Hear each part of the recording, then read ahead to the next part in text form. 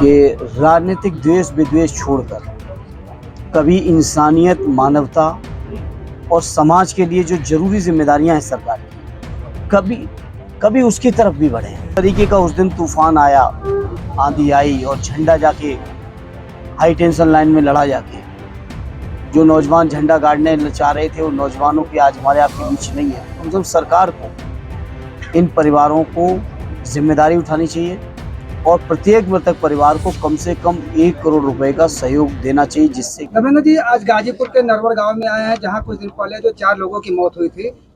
पीड़ित परिवार से भी सभी लोगों से मिले हैं और क्या इसको लेकर क्या बतलाएंगे? बहुत हृदय विदारक और मैं समझता हूँ ये घटना केवल इस गांव के लोगों के लिए नहीं या उन परिवारों के लिए नहीं, बल्कि जिस किसी ने भी इस घटना को सुना है, लोग हृदय से हिल गए हैं।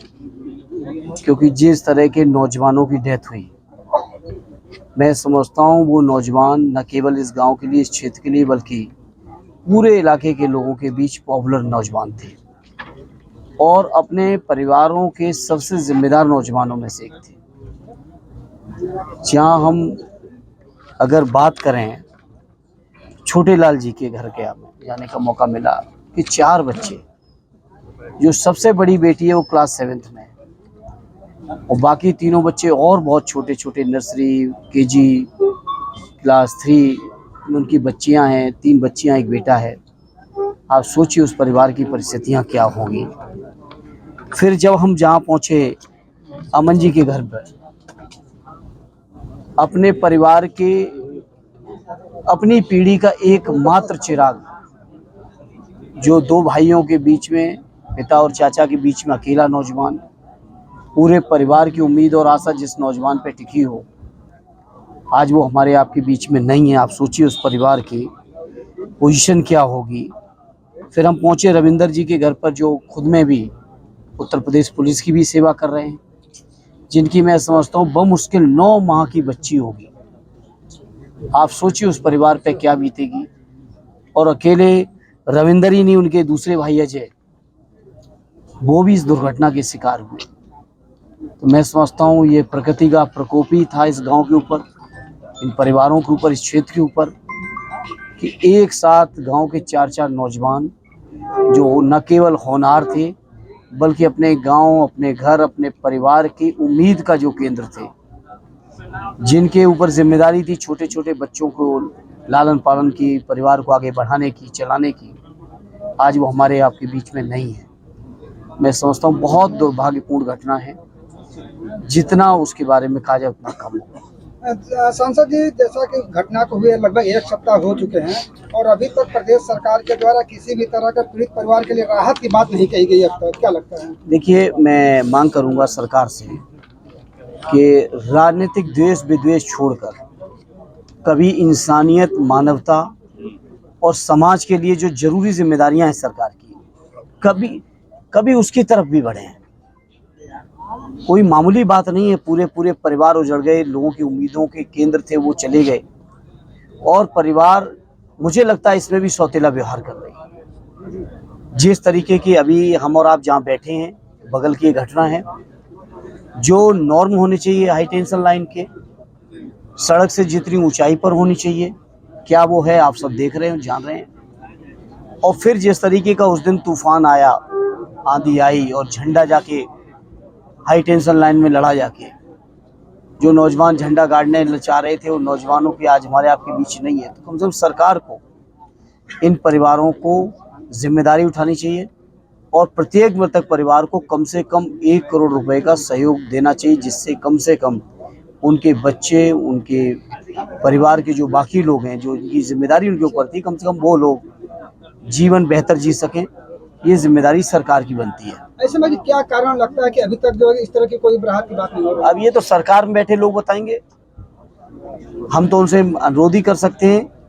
राजनीति करने के बहुत सारे मौके आएंगे, कर लें, लेकिन कम से कम इस समय संवेदनाओं के साथ जो जिम्मेदारी बनती है उस जिम्मेदारी को निभाएं। नेताजी, अभी आप परिजनों से मिले हैं, परिजनों से किस तरह की बातें हुई, क्या बातें हुई? अब आप समझ सकते हो इस माहौल में परिजन क्या, किस माहौल में और किन परिस्थितियों में होंगे।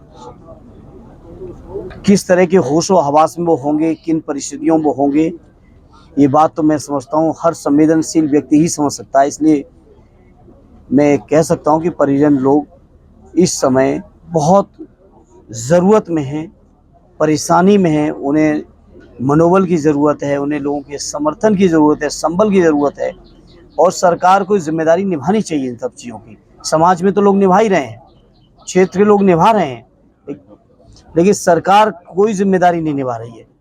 हालत ये है कि जो नौजवान घायल हैं, जो जीवित हैं, उनके भी इलाज को नहीं करवा रही सरकार, घायलों का भी इलाज नहीं करा रही, मुआवजा के नाम पे कुछ भी नहीं दिया, जबकि ये प्राकृतिक आपदा है।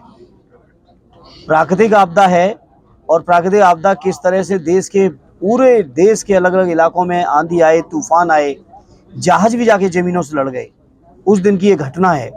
तो मैं समझता हूँ सरकार को जिम्मेदारी उठानी चाहिए और सरकार जिम्मेदारी नहीं उठाती है तो ये उसकी मर्जी है, लेकिन हम लोग मांग कर सकते हैं और मांग करें। और मैं समाजवादी पार्टी की ओर से अपने नेता आदरणीय अखिलेश यादव जी और अपने पूरे गाजीपुर के स्थानीय समाजवादी साथियों की तरफ से कह सकता हूँ कि पूरी समाजवादी पार्टी इस परिवार के साथ, गांव के साथ, जिस भी हालत में है हम लोग साथ हैं। सांसद जी, अगर राजनीति की बात किया जाए तो आज जो है मायावती जी अपना सरकारी बंगला छोड़ रही हैं, आखिर इसके पीछे क्या कारण है और क्या? अब ये तो वही बता सकती है, इसमें हम कैसे बता सकते हैं वो क्यों छोड़ रही है, बात को मैं कैसे बता सकता हूँ।